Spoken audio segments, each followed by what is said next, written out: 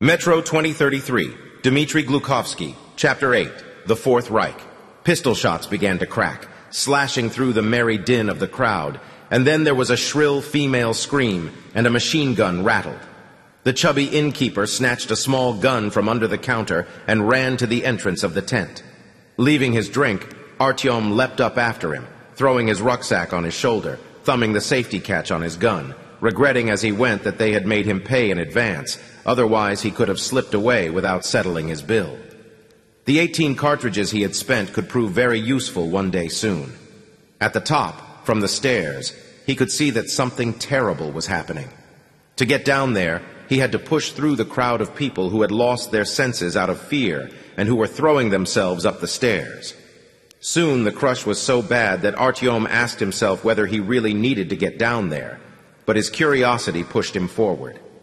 On the pathways lay several prostrate bodies, clad in leather jackets, and on the platform, right under his feet, in a puddle of bright red blood, lay a dead woman, face down. He quickly stepped over her, trying not to look down, but he slipped and almost fell. Panic reigned, and half-dressed people were jumping out of their tents, hysterically looking around. One of them was left behind, his foot still stuck in one leg of his trousers, when he suddenly bent over, clutched his stomach, and tipped over to the side. But Artyom couldn't figure out where the shooting was coming from. The firing continued, and heavy-set people in leather were running from the other side of the hall, throwing squealing women and frightened traders out of the way. But these weren't the ones being attacked. It was the bandits themselves, the ones who controlled this side of Kitai-Gorod. And along the whole platform, it wasn't clear who was creating this slaughterhouse. And then Artyom understood why he didn't see anyone. The attackers were in the tunnel, and they were opening fire from there, apparently afraid of showing themselves in open space. This changed things. There was no more time to reflect. They would come out onto the platform when they felt that there was no more resistance. He had to get away from that entrance as soon as possible. Artyom ran forward, tightly gripping his machine gun and looking over his shoulder. The echo of the thundering shots, resounding through the arches, made it difficult to tell from which tunnel the shots were coming, the right or the left. Finally, he noticed camouflaged figures in the opening of the left side tunnel. Instead of faces, there was blackness, and Artyom felt a chill inside. Only after a few moments did he remember that the Dark Ones who had encroached on VD and KH never carried weapons and weren't dressed in clothes. The attackers were just wearing masks, balaclavas of the kind you could buy at any arms market. They would even give you one for free when you bought an AK-47. The Kaluga reinforcements had also arrived and were on the ground, hiding behind the corpses, returning fire. You could see how they smashed the plywood boards mounted on the wagon windows, breaking open hidden machine gun positions. Heavy fire thundered. Looking up, Artyom managed to get a glimpse of the plastic tablet that showed the stations and hung in the middle of the hall. They were attacking from the direction of Tretyakovskaya, so this route was cut off. To get to Taganskaya, he'd have to go to a part of the station that was now on fire. The only route left to him was to Kuznetsky Most. Jumping onto the path, Artyom headed for the blackened entrance to the one tunnel he could get into. He couldn't see Khan or Ace anywhere. He thought he saw a figure who reminded him of the wandering philosopher. But when he stopped for a moment, Artyom realized he was mistaken. He wasn't the only one running into the tunnel. Almost half of those escaping were heading that way as well. The passage was ringing with frightened cries. One person was sobbing hysterically. The lights of torches shined here and there, and there was even the uneven flickering of a few fire torches. Each person was lighting the path for himself. Artyom took Khan's present out of his pocket and pressed on the handle. After directing the weak light of the torch to the path under his feet, trying not to trip, he rushed forward, catching up to small groups of fugitives, sometimes whole families, sometimes lone women, old men, and young, healthy men, who were dragging parcels that probably didn't belong to them. He stopped a couple of times to help someone who'd fallen. He lingered with one of them for a moment. Leaning against the ribbed wall of the tunnel sat an old man, totally gray, with a painful grimace on his face, clutching his heart. Next to him stood an adolescent boy who was looking serenely and dully.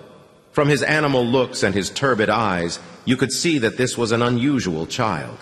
Something squeezed Artyom's soul, and when he saw this strange pair, even though he was pressing himself forward and cursing himself when he met obstacles, he stopped. The old man, feeling the attention that was being focused on him and the boy, tried to smile at Artyom and to say something, but he didn't have the breath for it. He frowned and closed his eyes, gathering his strength, and Artyom bent over the old man, trying to hear what he was trying to tell him. But the boy suddenly started to bellow threateningly, and Artyom noticed that there was a thread of spit coming from his mouth, and that he was baring his small yellow teeth. Not wanting to deal with any attack, Artyom pushed him aside, and the boy moved back and settled clumsily onto the rails, issuing plaintive howls. "Young man," the old man struggled. "Don't. That's Vanechka. He doesn't understand." Artyom just shrugged. "Please, nitro, glycerin, in the bag, at the bottom, 1 pill. Give it to me. I can't myself." The old man wheezed horribly, and Artyom dug into the bag, quickly finding a new-looking package, and he cut through the foil with a fingernail. The pill jumped out, and he gave it to the old man, who extended his lips into a guilty smile and said, "I can't, my hands, don't listen to me, under my tongue." Then his eyelids closed again. Artyom looked at his black hands in doubt, but he obeyed and put the slippery little ball in the old man's mouth. The stranger nodded weakly and said nothing. More and more fugitives were striding past them hurriedly, but Artyom could only see an endless row of dirty boots and shoes. Sometimes they stumbled on the black wood of the cross ties, and then there was an outburst of swearing. No one paid any attention to the three of them. The teenager was sitting in the same place and was quietly mumbling. Artyom noticed with some indifference and even a little smugness that one of the passers-by kicked him hard, and the boy started to howl even more loudly, smearing his tears with his fists and swaying from side to side.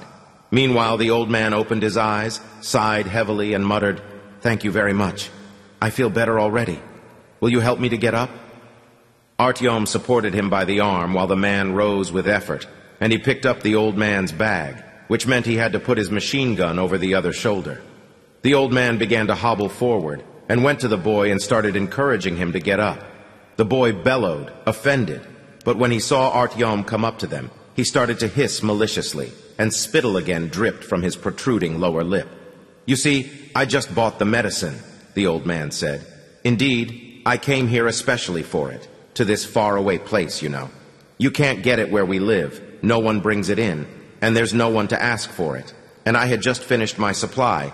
I took the last tablet on the way here, and when they didn't want to let us through Pushkinskaya. There are fascists there now, you know. It's just a disgrace to think that at Pushkinskaya there are fascists. I heard that they even want to rename it, either to Hitlerskaya or to Schillerovskaya. Though, of course, they haven't even heard of Schiller. And imagine they didn't want to let us through. Those swaggering fellows with their swastikas started to tease Vanechka. And what could he answer, the poor boy, in his condition? I was very worried, my heart went bad, and only then did they let us out. What was I saying? Oh, yes. And you see, I especially put them deep into my bag in case anyone searched us, and they would have asked questions. And you know that they could get the wrong idea. Not everyone knows what kind of medicine this is. And suddenly there's all this firing. I ran off as fast as I could. I even had to drag Vanechka because he had seen some chickens on sticks and he really didn't want to go. And to start off with, you know, it wasn't squeezing so hard, I thought. Maybe it will go away, and I don't have to get out the medicine. It's of course worth its weight in gold. But then I understood that I wouldn't manage. And as I reached for a tablet, it got me. And Vanechka, he doesn't understand a thing. I've been trying to teach him for a long time to give me tablets if I don't feel well, but he just can't understand it. And he either eats them himself, or he gets the wrong thing out of the bag and gives it to me. I tell him thank you, smile, and he smiles at me, you know, with such joy he bellows merrily. God forbid something happens to me. There's no one to take care of him at all, and I can't imagine what would become of him. The old man talked and talked, ingratiatingly, looking into Artyom's eyes, and Artyom felt very awkward for some reason. Even though the old man was hobbling with all his strength, Artyom thought that they were moving too slowly. Everyone was overtaking them. It looked like they would soon be last. Vanechka clumsily walked to the right of the old man, holding his hand. His former serene expression had returned to his face.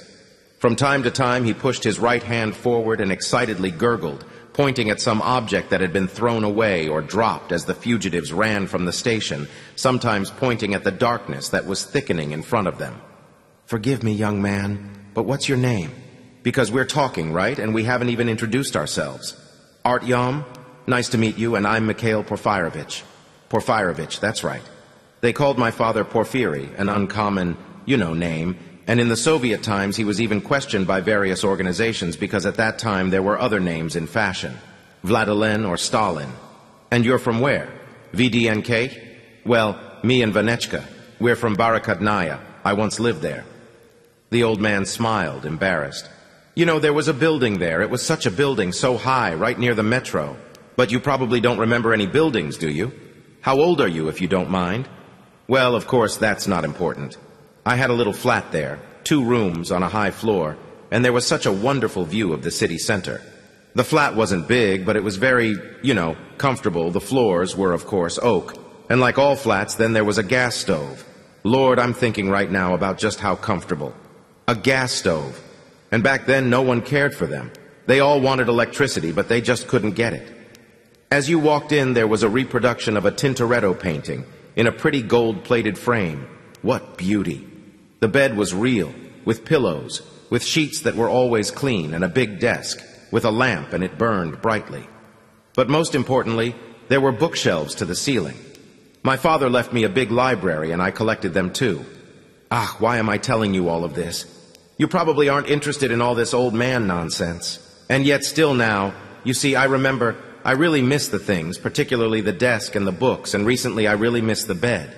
You don't know such luxuries here, but we had these wooden beds, handmade, and sometimes we slept right on blankets on the floor. But that's nothing. What's important is what's here.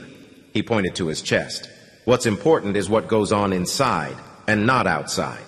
The important thing is that what's in the head stays the same, and who gives a fig about the conditions? Excuse my French, but that bed, it's especially... He didn't shut up for a minute, and Artyom listened the whole time with great interest, even though he couldn't at all imagine what it would be like to live in a tall building, and what the view would be like, and what it would be like to go up in a lift. When Mikhail Porfirovich paused for a little while in order to catch his breath, Artyom decided to use the break to turn the conversation in a useful direction. Somehow he had to get through Pushkinskaya and to make the transfer to Tchaikovskaya, and from there get to Polis. "Are there really real fascists at Pushkinskaya?" he asked. "What's that you're saying? Fascists? Yes." The old man sighed confusedly. Yes, the skinheads with the armbands, they're just awful. These symbols are hanging at the entrance there and all over the station. They used to mean that you couldn't go there. It's a black figure in a red circle with a red diagonal line through it. I thought that they had made some kind of mistake, and I asked why they were there. It means that the dark ones can't enter. It's some kind of idiocy, basically. Artyom turned to him when he heard the words, "dark ones." He threw a frightened look at Mikhail Porfirovich and asked carefully, "Are there dark ones there now, too? Don't tell me they've reached there, too?" A carousel of panic turned feverishly in Artyom's head. How could it be? He'd only been in the tunnel a week, and the dark ones were already attacking Pushkinskaya. Had his mission already failed? He hadn't succeeded, hadn't come good? It was all for nothing? No, that couldn't be. There would have been rumors. They would have distorted things, but there still would have been rumors, right? But it might be the end to everything. Mikhail Porfirovich cautiously looked at him and, stepping a little to the side, carefully asked, "And you yourself, what ideology do you adhere to?" "I? Basically, none." Artyom hesitated. "And? And how do you feel about other nationalities? About Caucasians, for example? What do Caucasians have to do with anything?" Artyom was puzzled. "Generally, I don't know much about nationalities. There used to be the French there, or the Germans, the Americans. But I guess none of them are left. And as for the Caucasians, if I'm honest, I don't really know any," he admitted awkwardly. "It's the Caucasians that they call the Dark Ones," Mikhail Porfirovich explained, still trying to figure out if Artyom was lying, playing the fool. "But Caucasians, if I remember right, are regular people," Artyom said. "I saw a few of them here today." "Completely normal people," Mikhail Porfirovich assured him. "Completely normal people. But those cutthroats have decided that there's something different about them and they persecute them. It's simply inhuman. Can you imagine they have a ceiling there, right over the pathways, fitted with hooks, and there was a man hanging from one of them, a real man. Vanechka got so excited that he started to poke it with his finger, to bellow, and then these monsters turned their attention to him. At the sound of his name, the teenager turned and fixed the old man with a long stare. Artyom had the impression that the boy could hear and could even partly understand what the conversation was about. But when his name wasn't repeated, he quickly lost interest in Mikhail Porfirovich and turned his attention to the cross ties. And once we started talking about nations, and by the looks of it, they really worship Germans. It was the Germans, after all, who invented their ideology, and you, of course, know what I'm going to tell you, Mikhail Porfirovich added quickly, and Artyom vaguely nodded even though he didn't actually know, but he didn't want to look like an ignoramus. You know, there's German eagles hanging everywhere, swastikas, which are self-explanatory, and there are various German phrases, quotes from Hitler, about valor, about pride, and things in that vein. They have parades and marches. While we were there and I was trying to persuade them to stop antagonizing Vanechka, they were all marching across the platform and singing songs. Something about the greatness of the spirit and contempt for death. But generally, you know, the German language was perfectly chosen. German was simply created for such things. I can speak a little of it, you see. Here, look, I have something written somewhere here. And breaking step, he extracted a dirty notebook from his inside pocket. Wait a second. Put your light here, if you don't mind. Where was it? Ah, here it is. In the yellow circle of light, Artyom saw some jumping Latin letters, carefully drawn on a page of the notebook, and even thoughtfully surrounded with a frame of drawn vine leaves. Du stirbst, Basit stirbt, Die Sippensterben, Der Einzig lebt, Wir wissen es der Toten Tatenrum. Artyom could also read Latin letters. He had studied them in some textbook for school children that they dug up at the station library. He looked behind him and he pointed his torch at the notebook again. Of course, he couldn't understand a thing. What is it? He asked, again helping Mikhail Porfirovich along, and quickly pushing the notebook into the man's pocket, and trying to get Vanechka, who was rooted to the spot and growling unhappily, to move forward. It's a poem, the old man replied, and he seemed a bit offended. It's in memory of those that perished in war. I, of course, am not planning to translate, but broadly speaking, it means this. You will die. All those close to you will die. Your belongings will disappear. But one thing will cross the centuries. Glorious death in combat. But it comes out so pathetically in Russian, doesn't it? While it just thunders in German. Der Toten Tatenrum. It just sends a chill through you. Yes. He stopped short, apparently ashamed by his outburst. They walked on quietly for a time. It seemed silly to Artyom, and it angered him too that they were probably the last ones walking the tunnel, and it wasn't clear what was going on behind their backs. And now the guy was stopping to read poetry. But against his will, he was still rolling the last lines of the poem around on his tongue. And for some reason, he suddenly recalled Vitalik, with whom he went to the botanical gardens. Vitalik the Splinter, who the robbers had shot down as they tried to break into the station through the southern tunnel. That tunnel was always considered to be dangerous, and therefore they put Vitalik there. He was 18 years old, and Artyom was just coming up to his 16th year. But that evening they agreed to go to Zhenya's because there was a weed trader who had brought in some new stuff, some special stuff. And he got it right in the head. The little black hole was right in the middle of his forehead, and the back of his head was blown off. That was it. You will die. For some reason, the conversation between his stepfather and Hunter came vividly to mind, particularly when Sukhoi said, "And what if there's suddenly nothing there? You die and there's nothing beyond that. Nothing. Nothing remains. Someone might remember you for a little while after, but not for long. People close to you will die too." Or how did it go? Artyom really felt a chill now. When Mikhail Porfirovich finally broke the silence, Artyom was actually glad of it. Will you by any chance be going the same way as us? Or are you only going to Pushkinskaya? Do you intend to get out there? I mean, get off the path. I would really not recommend that you do that, Artyom. You can't imagine what goes on there. Maybe you'd like to go with us to Barakadnaya? I would be most happy to talk to you along the way. Artyom again nodded indistinctly and mumbled something non-committal. He couldn't just discuss the aims of his journey with the first person he met, even if that person was an inoffensive old man. Mikhail Porfirovich went silent, having heard nothing in answer to what he'd asked. They walked for quite a long time more in the silence. Everything sounded quiet behind them, too, and Artyom finally relaxed. In the distance, lights were shining, at first weakly, but then brighter and brighter. They were approaching Kuznetsky Most. Artyom knew nothing about the local order of things, and so he decided to hide his weapon. After wrapping it up in his vest, he pushed it deep into his rucksack. Kuznetsky Most was an inhabited station, and about 50 meters before the entrance, in the middle of the path, there stood a sturdy checkpoint. It was only one checkpoint, but it had a searchlight, though it was turned off at the moment since it wasn't needed, and it was equipped with a machine gun position. The machine gun was covered, but next to it sat a very fat man in a threadbare green uniform. He was eating some kind of mash from a beaten-up soldier's bowl. There were yet another couple of people in the same outfit with clumsy-looking army machine guns on their shoulders who nitpickingly checked the documents of those who were coming out of the tunnel. There was a small line in front of them, all the fugitives who had come from Kitai-Gorod, who had overtaken Artyom while he had walked slowly with Mikhail Porfirovich and Vanechka. The people were slowly and reluctantly admitted. One guy had been rejected, and he was now sitting in dismay, not knowing what to do and trying from time to time to approach the checkpoint guards who pushed him off each time and called up the next person in line. Each of the arriving people was thoroughly searched, and they saw for themselves how a man on whom they'd found an undeclared Makarov pistol was thrown out of the line, and when he tried to argue with them, they tied him up and led him away. Artyom felt a twirling inside, sensing that trouble was ahead.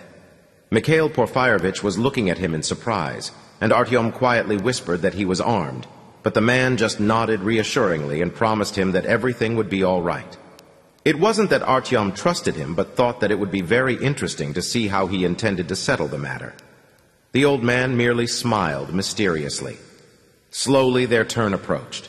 The border guards were now gutting the insides of some 50-year-old woman's coat, while she took to accusing them of being tyrants and expressing surprise that people such as them could exist. Artyom agreed with her, but he decided not to voice his solidarity audibly. Digging around, the guard, with a satisfied whistle, took several grenades from her dirty brassiere and looked for an explanation. Artyom was sure that the woman would now tell a touching story about her grandson who needed these things for his work. You see, he works as a welder, and this is part of his welding equipment. Or she'd say that she had found these grenades along the road and she was, as it happens, rushing to give them to the relevant authorities. But taking a couple of steps backwards, she hissed a curse and rushed back into the tunnel, hurrying to hide in the darkness. The machine gunner set aside his bowl of food and gripped his unit, but one of the two border guards, apparently the older one, stopped him with a gesture.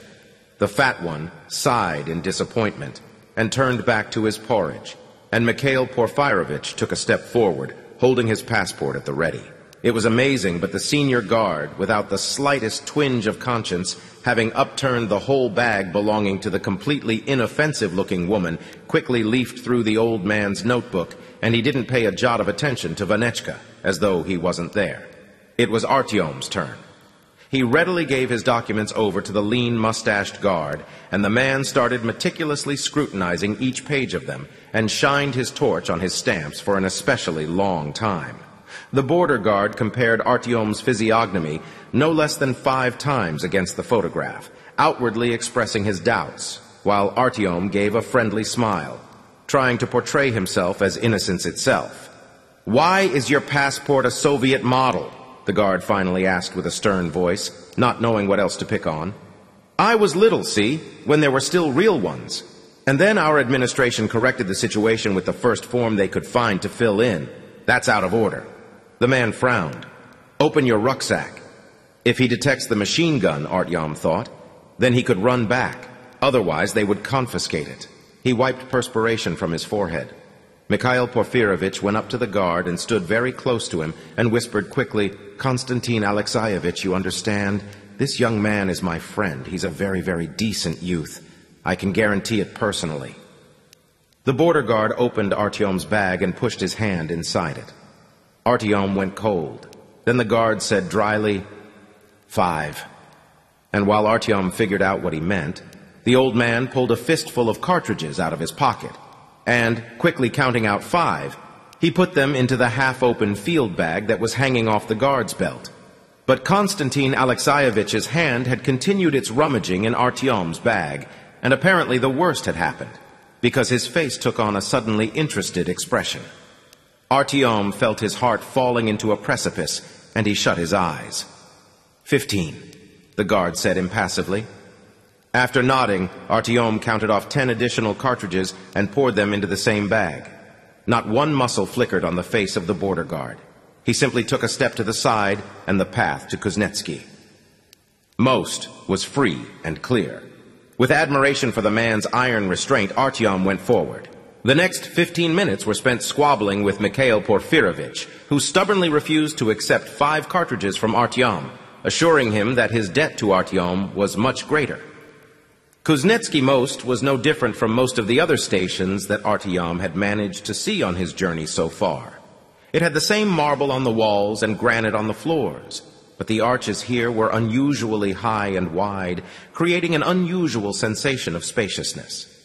But the most surprising thing was that on each of the tracks stood entire trains that were incredibly long and so enormous that they took up almost all the room at the station. The windows were lit up with a warm light that shone through variously colored curtains, and the doors were welcomingly open. Artyom had not seen anything like it. Yes, he had half-erased memories of swiftly moving and hooting trains with bright squares of windows. The memories were from his early childhood, but they were diffuse, ephemeral, like the other thoughts about what had gone before. As soon as he tried to remember any details, to focus on something small, then the elusive image dissolved right away and flowed like water through his fingers, and there was nothing left. But since he'd grown up, he had only seen the train that had got stuck in the tunnel entrance at Rizhskaya and some wagons at Kitai-Gorod and Prospect Mir. Artyom froze on the spot, captivated, looking at the train, counting the carriages that melted into the haze of the other end of the platform near the entrance to the Red Line. There, a red calico banner hung down from the ceiling, snatched from the darkness by a distinct circle of electric light, and underneath it stood 2 machine gunners in identical green uniforms and peaked caps, who seemed small from far away and amusingly reminiscent of toy soldiers. Artyom had 3 toy soldiers like them when he lived with his mother. One was the commander with a tiny pistol pulled out of its holster. He was yelling something, looking backwards. He was probably ordering his group to follow him into battle. The other 2 stood straight, holding their machine guns. The little soldiers were probably from different collections, and there was no way to play with them. The commander was throwing himself into battle, and despite his valiant cries, the other 2 were standing in place, just like the border guards of the Red Line. And they weren't particularly heading for battle. It was strange he remembered these soldiers so well, and yet he couldn't remember his mother's face. Kuznetsky. Most was relatively orderly. The light here, like at VDNKH, came from emergency lights that were strung along the length of the ceiling on some kind of mysterious metal construction that had perhaps once illuminated the station itself. Apart from the trains, there was absolutely nothing remarkable about the station. I've heard so often that there are so many amazingly beautiful places in the metro, but from what I can see, they're almost all identical. Artyom shared his disappointment with Mikhail Porfirovich. Come now, young man. There are such beautiful places you wouldn't believe. There's Komsomolskaya on the ring, a veritable palace. The old man heatedly took to persuading him. There's an enormous panel there, you know, on the ceiling. It has Lenin on it and other rubbish, it's true. Oh, what am I saying? He stopped short and with a whisper said to Artyom, "This station is full of secret agents from the Sokolnikiskaya line. That's to say, the Red Line. Sorry, I call things by their old names. So you have to be quiet here. The local leadership looks like it's independent, but they don't want to quarrel with the Reds, so if they ask them to hand someone over, then they can just hand you over. Not to mention the murders," he added very quietly, looking timidly from side to side. "Come on, let's find somewhere to rest. To be honest, I'm terribly tired, and indeed you, in my opinion, are only barely managing to stay on your feet. Let's spend the night here, and then we'll go on." Artyom nodded. This day had indeed seemed to be endless and stressful, and rest was absolutely necessary. Enviously sighing and not taking his eyes off the train, Artyom followed Mikhail Porfirovich. There was joyful laughter and conversation coming from the carriages, and they passed a man standing in the doorway. He looked tired after a day's work and was smoking a cigarette with his neighbor, calmly discussing the events of the day. Gathered around a table, old ladies were drinking tea under a small lamp that was hanging from a wire, and children were running wild. This seemed unusual to Artyom. At VDNKH, the conditions were always very tense, and people were ready for anything to happen. Yes, people got together in the evenings to sit quietly with friends in someone's tent. But there was nothing like this where doors were open in full view, and people were visiting each other so easily. Children everywhere. This station was just too happy. And what do they live on here? Artyom couldn't contain himself as he caught up to the old man. What? You don't know? Mikhail Porfirovich said politely, but he was surprised. This is Kuznetsky Most. You get the best technicians in the metro here, important masters. They bring all sorts of devices to be fixed here from the Sokolnicheskaya line, even from the ring itself. They're flourishing. What it would be like to live here. He sighed dreamily, but they're very strict about that. Artyom hoped in vain that they would also be able to sleep in one of the railroad cars on a bed. In the middle of the hall stood a row of big tents, the kind that they lived in at VDNKH, and the first one they came to had a stenciled inscription on it that said, Hotel. Next to it was a whole line of fugitives, but Mikhail Porfirovich, calling one of the organizers to the side, tinkled some copper and whispered something magical, starting with, Konstantin Alexeyevich, and the matter was settled. We'll go here, he said, with an inviting gesture, and Vanechka joyfully gurgled. They even gave them some tea there, and he didn't have to pay anything extra for it, and the mattresses on the floor were so soft that after you'd fallen on them, you really didn't want to have to get up. Half reclining, Artyom carefully blew on the mug of tea and attentively listened to the old man who was telling him something with a burning look, having forgotten about his cup of tea.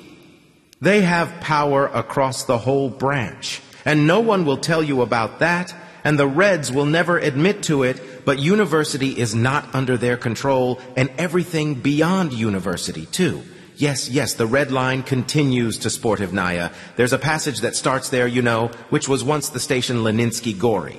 And then they changed the name, but I can only remember the old one. But Leninsky Gory was below a bridge, actually. And you see, there was an explosion on the bridge, and it collapsed into the river, and the station was flooded, so there hasn't been any communication with university from the very beginning. Artyom swallowed a little gulp of tea and felt that everything inside was sweetly freezing in place, in anticipation of something mysterious, unusual, that something had started back where the broken rails hovered over a precipice on the red line, down in the southwest. Vanechka was gnawing on his nails, only stopping sometimes to look with satisfaction at the fruits of his labor, and then starting up again. Artyom looked at him almost with sympathy and felt grateful to the boy that he was being quiet.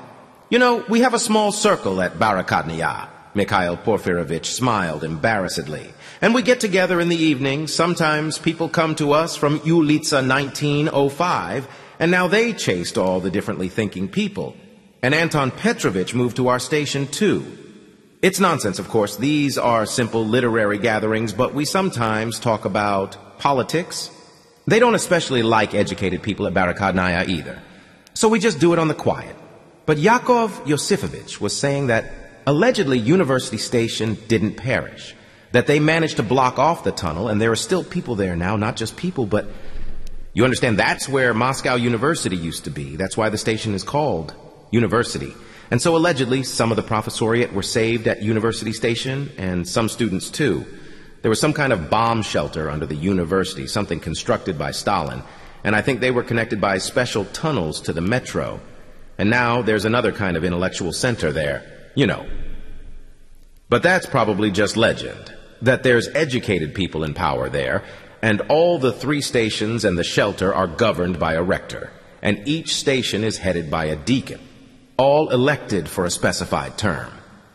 There, studies aren't at a standstill. There are still students, you know, postgrads, teachers, And culture hasn't died out, not like it has here. And they write things and they haven't forgotten how to conduct research. And Anton Petrovich even said that one of his friends, an engineer, told him in secret that they'd even found a way to go to the surface. They created a protective suit, and sometimes their scouts are sent into the metro. You'll agree that it sounds improbable, Mikhail Porfirovich added half-questioningly, looking Artyom in the eye, and Artyom noticed something sad in his eyes, a timid and tired hope that made Artyom cough a little and answer as confidently as possible. Why, it sounds completely possible. Take Paulus, for example. I heard the same about it. Yes, it's a wonderful place, Paulus, but how can you get there these days? They told me that at the council the power has been taken by the military. Which council? Artyom raised his eyebrows. What? Paulus is governed by a council of the most authoritative people. And there, authoritative people are either librarians or servicemen. But I don't really know about Biblioteca Lenina exactly, so there's no point in talking about it. But the other entrance to Polis is located right behind the Ministry of Defense, as far as I remember. Or, in any case, it was somewhere nearby, and some of the generals were able to evacuate to it at the time. At the very beginning, the military men took power, and this junta ruled Polis for a sufficiently long time. But the people didn't really like them ruling. There was disorder, of the blood-spilling kind. But that was a long time ago, a long time before the war with the Reds. Then they came to a compromise, and this council was founded. And it happened that within it, there were two factions, the librarians and the servicemen. It was a strange combination, of course. The military had probably not met many live librarians in their lives, and here they were, together. And between these factions, there was an eternal fight, of course. One would take control, then the other. When the war started with the Reds, defense was more important than culture, and the scales tipped to the generals. Then peaceful times began, and again the librarians gained influence, and it's like a pendulum there. Now I hear that the military people have a stronger position, and they're imposing discipline there, curfews and all those other joys of life. Mikhail Porfirovich quietly smiled. Going through there isn't any easier than getting to the Emerald City. That's what we call university among ourselves, and the stations surrounding it, for a joke. You have to go either through the Red Line or through the Hansa, but you can't just go there, as you yourself understand. Before the fascists, you could go through Pushkinskaya to Chekhovskaya, and then it's just one transfer to Borovitskaya. It's not a good transfer, of course, but when I was younger, I made my way through it. Artyom asked what was so bad about the transfer he mentioned, and the old man reluctantly answered, "You understand, right there in the middle of the tunnel there's a burnt-out train. I haven't been there in ages, so I don't know how it is now, but before you could see charred human remains sitting in its seats. It was just terrible. I don't know how this happened, and I asked some friends, but no one has been able to say exactly. And it's very hard to get through this train because the tunnel has started to collapse and dirt has filled in all the spaces around the train. In the train itself, in the carriages, various bad things are going on and it would be difficult to explain them. I'm an atheist in general, and I don't believe in all that mystical nonsense. And now I don't believe in anything anymore." These words led Artyom to the gloomy memories of the noise in the tunnel on his line. And he couldn't restrain himself, and he told the old man what had happened to his group, and then what happened with Bourbon, and after hesitating a little, he tried to repeat the explanation that Khan had given him. "What? What are you talking about? That's utter rubbish!" Mikhail Porfirovich brushed him off, sternly knitting his brows. "I've already heard about such things. You remember I was telling you about Yakov Yosefovich? Well, he's a physicist, and he explained to me that these disruptions to the psyche occur when people are subjected to the lowest frequencies of sound. They are essentially inaudible. If I'm not mistaken, it's around 7 hertz, but then my mind is like a sieve. And this sound can come about by itself as a result of natural processes. For example, from tectonic shifts and things like that. I wasn't listening very attentively as he told me about it, but that it has something to do with souls of the dead, in the pipes, please." This old man was interesting. Artyom heard things from him that he had never heard from anyone else. The man saw the metro from a different angle, an old-fashioned one, an amusing one, and everything apparently pulled his soul to the surface of the earth. He was clearly very uncomfortable here, as though these were his first days underground. And Artyom, thinking of the argument between Sukhoi and Hunter, asked him, "And what do you think?" Will we ever return to the surface? Will we survive and go back?" And he immediately regretted asking it, because it was as though the question had cut into the old man's very veins, and he became soft straight away and said, quietly, with a lifeless voice, "I don't think so. I don't think so." But after all, there were other metro systems in Petersburg, in Minsk, and in Novgorod. Artyom listed the names he had learnt by heart. They had always been empty shells of words. Ah, what a beautiful city, Petersburg. Mikhail Porfirovitch didn't answer him, but sadly sighed. "You know, or Admiral Taistvo, the spire there. What grace, what grace. And evenings on Nevsky Prospect. People, noise, crowds, laughter, children with ice cream, pretty girl, then music playing, in summer especially. It's rarely good weather in the summer there, but when it happens, the sun, the sky is clear, azure, and then, it's just easy to breathe again." His eyes fixed on Artyom, but his gaze was going right through the young man and dissolved in the ethereal distance, where translucent, majestic silhouettes of the dusty buildings rose from the dusky smoke, giving Artyom the impression that he could have turned around and seen it for himself. The old man went quiet, heaved a deep sigh, and Artyom decided not to interrupt his reminiscing. Yes, there were indeed other metro systems apart from Moscow's. Maybe people took refuge there and saved themselves. But think about it, young man. Mikhail Porfirovitch raised a knotty finger in the air. How many years have gone by and nothing? Surely they would have found us after all these years if they had been looking for us? No, he dropped his head. I don't think so. And then, after 5 minutes of silence, almost inaudibly, the old man sighed and said, more to himself than to Artyom, "Lord, what a splendid world we ruined." A heavy silence hung in the tent. Vanechka, lulled by their quiet conversation, was sleeping, with his mouth slightly open and snuffling quietly, sometimes whining a little like a dog. Mikhail Porfirovitch didn't say another word, and though Artyom was sure that he wasn't yet sleeping, he didn't want to disturb him. So he closed his eyes and tried to fall asleep. He was thinking that after everything that had happened to him over the course of that endless day, sleep would come instantly. But time stretched out slowly, slowly. The mattress, which had seemed so soft not long ago, now seemed lumpy, and he had to turn over many times before he could find a comfortable position.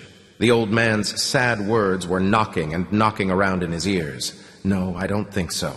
There will be no return to the sparkling avenues, the grandiose architectural constructions, the light, refreshing breezes of a warm summer evening running through your hair and caressing your face. No more sky. It will never be like the old man described again. Now the sky was receding upwards, enmeshed in the decayed wires of the tunnel ceiling, and so it would remain forever. But before it was... What did he say? Azure? Clear? This sky was strange, just like the one that Artyom saw at the botanical gardens that time, covered in stars. But instead of being velvet blue, it was light blue, shimmering, joyful. And the buildings were really enormous, but they didn't press down with their mass. No, they were light, easy, as though they were woven out of sweet air. They soared, almost leaving the earth, their contours washed in the endless height of the sky. And how many people there were! Artyom had never seen so many people at once, only perhaps at Kitai-Gorod, but here there were even more of them. The space in between of these great buildings was full of people. They scurried around, and there were a great deal of children among them, and they were eating something, probably real ice cream. Artyom had even wanted to ask one of them if he could try some. He'd never eaten real ice cream. When he was little, he'd really wanted to try some. But there had been nowhere to get any. The confectionery factory had long since produced only mold and rats, and mold. But these little children, licking the delicacy, were running away from him and laughing, deftly dodging him, and he didn't even get the chance to look into any of their faces. Artyom didn't know anymore what he was trying to do. Take a bite of ice cream or just to look one of the children in the face to understand if the children did actually have faces. And he got scared. The light outlines of the building started to slowly darken, and after some time, they were hanging over him threateningly, and then they started to move closer and closer. Artyom was still chasing the children, and it seemed to him that the children weren't laughing joyfully, but evilly. And then he gathered all his strength and grabbed one of the little boys by the sleeve. The boy pulled away and scratched him like a devil, but squeezing the boy's throat with an iron grip, Artyom managed to look him in the face. It was Vanechka. Roaring and baring his teeth, he shook his head and tried to seize Artyom's hand. In panic, Artyom flung him away, and the boy, jumping up from his knees, suddenly lifted his head and let out that same terrible howl which made Artyom run back at Vidiank. And the children, randomly rushing around, started to slow down and slowly to look at him from the side, getting closer. And the black, bulky buildings towered right over them, drawing closer. And the children were filling the decreasing spaces between the buildings, and they took up Vanechka's struggle, full of savage malice and icy sadness. And finally they turned to Artyom. They didn't have faces, only black leather masks with mouths painted on them, and eyes without whites or pupils. And suddenly there was a voice that Artyom couldn't place. It was quiet, and the vicious battle was drowning it, but the voice repeated itself insistently, and listening closely, trying not to pay attention to the children who were getting closer and closer, Artyom finally figured out what it was saying. You have to go. And it said it again and again, and Artyom recognized the voice. It was Hunter's. He opened his eyes and threw off his covers. It was dark in the tent and very muggy. His head was filled with lead weight. His thoughts turned over lazily and heavily. Artyom couldn't seem to come to his senses, to figure out how long he'd slept and whether it was time to get up and get on the road, or whether he should just turn over and try to have a better dream. Then the tent flaps were pulled aside, and through it poked the head of the border guard who had let them into Kuznetsky Most, Konstantin. What was his second name? Mikhail Porfirovich! Mikhail Porfirovich! Get up now, Mikhail Porfirovich! Has he died or what? And not paying any attention to Artyom, who was staring at him in fright, he climbed into the tent and started to shake the sleeping old man. Vanechka woke up first and started to bellow badly. The guard didn't pay him any attention, and when Vanechka tried to pull on his arm, he boxed him on the ear. And then the old man woke up. Mikhail Porfirovich, get up quickly, the border guard whispered urgently. You have to go. The Reds are asking for you to be handed over as a slanderer and enemy propagandist. I've been telling you and telling you, while you're here, while you're at our lousy station, don't start with your university talk. Did you listen to me? Please, Konstantin Alexeyevich, what is all this? The old man's head turned in confusion, rising from his cot. I didn't say anything, no propaganda. Perish the thought. I was only telling the young man about it, but very quietly, and there were no witnesses.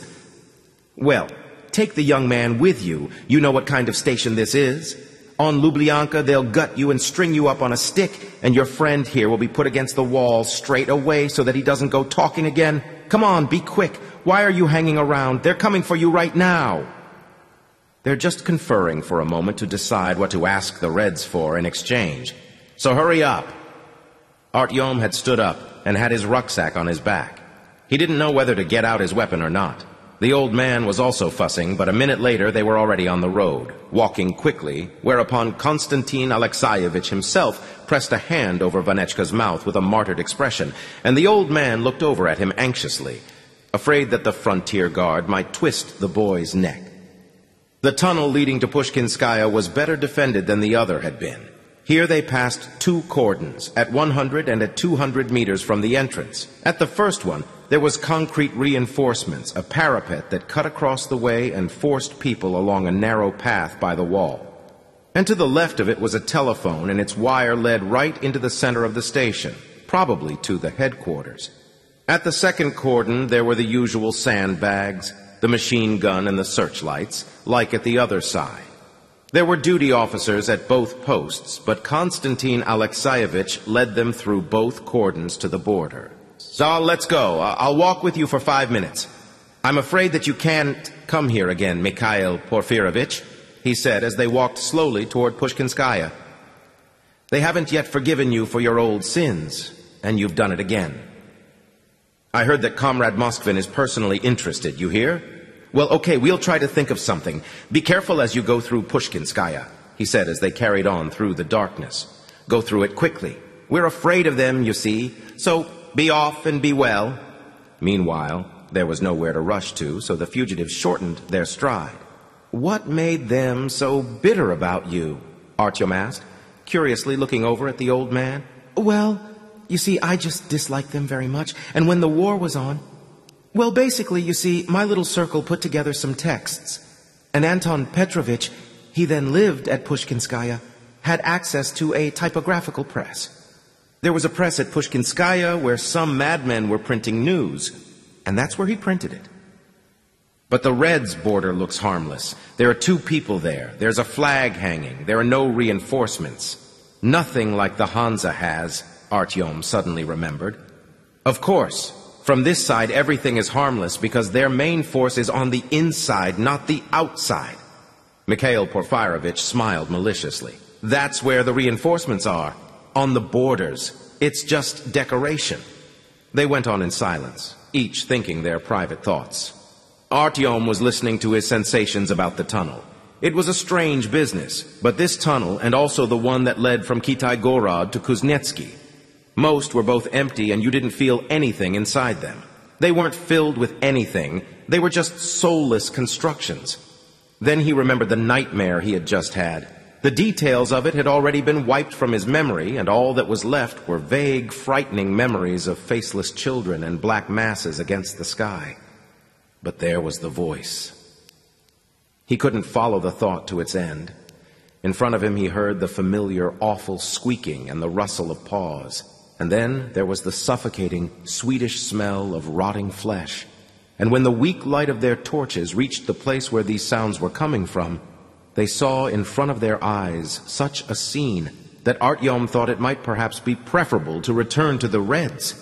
At the wall, face down in a row, lay 3 swollen bodies, their hands tied behind their backs with wire, and they had already been gnawed at by the rats. Pressing his jacket's sleeve to his nose so that he wouldn't smell the heavy, sweetish, and poisonous air, Artyom bent down over the bodies and shined his light at them. They were stripped to their underwear, and their bodies showed no evidence of injury, but the hair on each of their heads was stuck together with blood, especially thickly around the black dot of the bullet hole in the back of the head, Artyom pointed out, trying to make his voice sound calm and feeling that he might suddenly vomit. Mikhail Porfirovich half opened his mouth and his eyes began to shine. "What they do, my God, what they do," he said, sighing. "Vanechka, don't look, come here."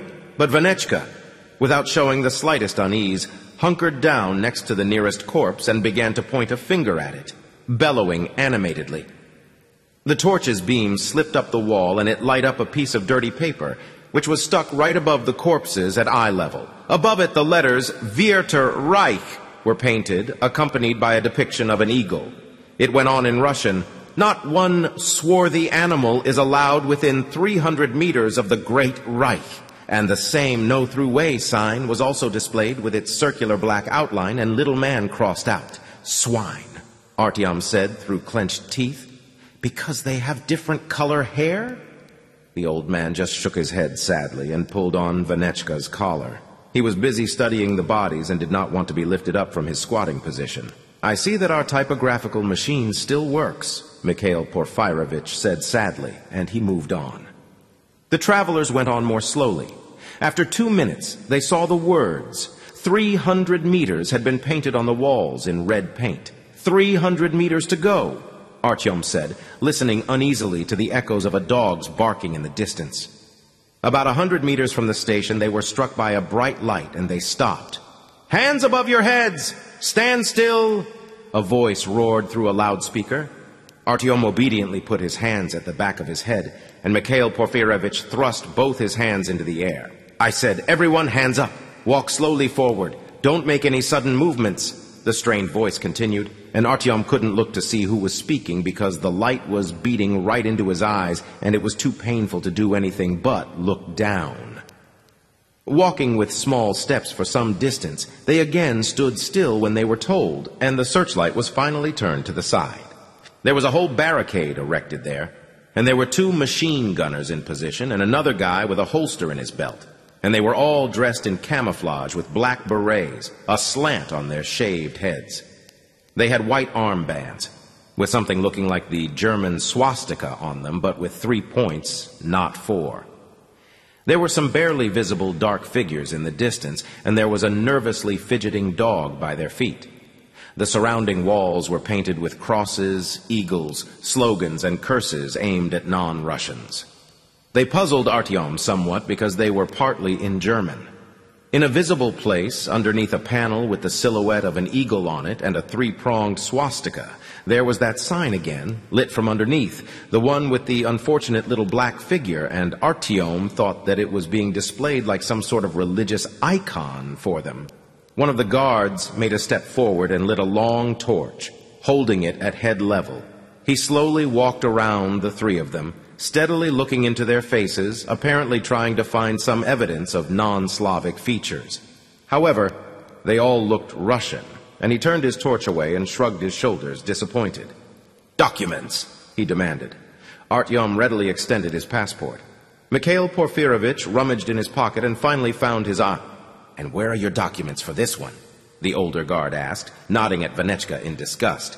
"You see, the thing is that the boy—" The old man started to explain. "Silence! You will address me as officer. Answer the question precisely," the document checker barked at him, and his torch jumped around in his hands. "Officer, you see, the boy is sick. He doesn't have a passport. He's just little, you see, but look, he's assigned to me here. I'll show you." Mikhail Porfirovich began to babble, looking at the officer ingratiatingly, trying to find a spark of sympathy in his eyes. But the man stood still, straight and stiff like a rock, and his face was like stone, and Artyom again felt that he wanted to kill someone. Where is the photograph?" the officer spat, having flipped through the pages. Vanechka, who had been standing quietly until that point, tensely watching the dog's silhouette and enthusiastically gurgling from time to time, now turned to the document checker, and, to Artyom's horror, he bared his teeth and hooted meanly. Artyom was suddenly so scared for him that he forgot his own hostility toward the man and his desire to kick him good and properly. The document checker took an involuntary step backwards, staring at Vanechka unkindly, and said, "Get rid of this immediately, or I'll do it myself." "Please forgive him, officer. He doesn't understand what he's doing." Artyom was surprised to hear his own voice pronounce. Mikhail Porfirovich looked at him with gratitude, and the document checker quickly rustled through Artyom's passport and returned it to him, saying coldly, "No questions for you. You can pass." Artyom made a few steps forward and froze, feeling that his legs wouldn't obey him. The officer turned away from him and repeated his question to the other 2 about the photograph. "You see, the thing is," Mikhail Porfirovich started, and stumbling he added, "Officer, the thing is that there's no photographer where we live, and it costs a lot to get them at other stations, and I just don't have the money to get a picture." "Take off your clothes," the man interrupted him. "I'm sorry?" Mikhail Porfirovich's voice quavered, and his legs started to tremble. Artyom took off his rucksack and put it on the floor, not thinking at all about what he was doing. There are some things that you don't want to do, and you pledge to yourself that you won't do. You forbid yourself, and then suddenly they happen all by themselves. You don't even have time to think about them, and they don't make it to the cognitive centers of the brain. They just happen, and that's it, and you're left just watching yourself with surprise, and convincing yourself that it wasn't your fault.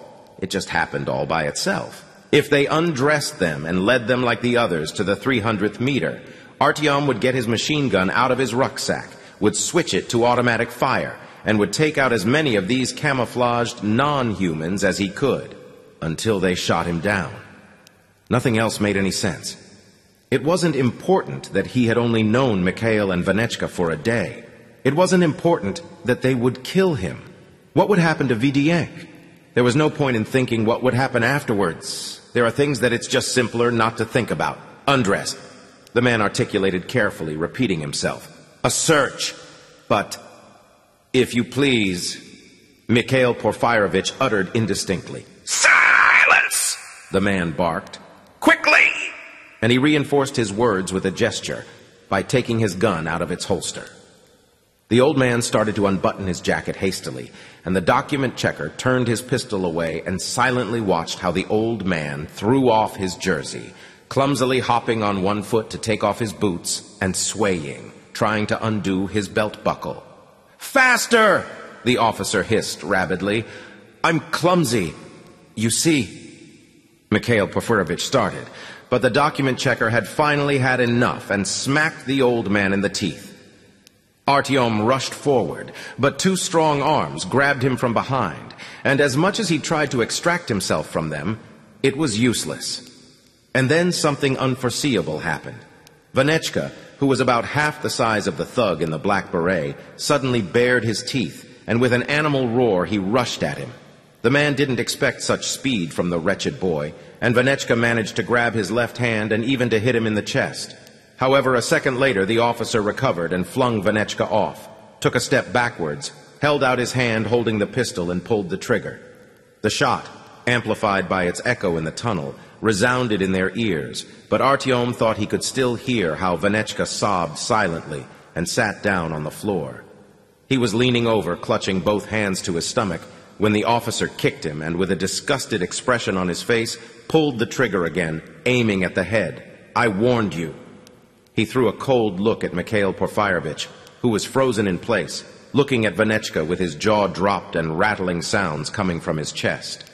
At that moment, everything went dark in front of Artyom's eyes, and he felt such strength inside of him that the soldiers holding him from behind almost fell to the floor when he rushed forward. Time stretched for Artyom, and he had enough of it to seize the handle of his machine gun, and clicking the safety lock, he fired a round right through the rucksack into the breast of the officer. He noticed with satisfaction the black line of dots on the green of the camouflage.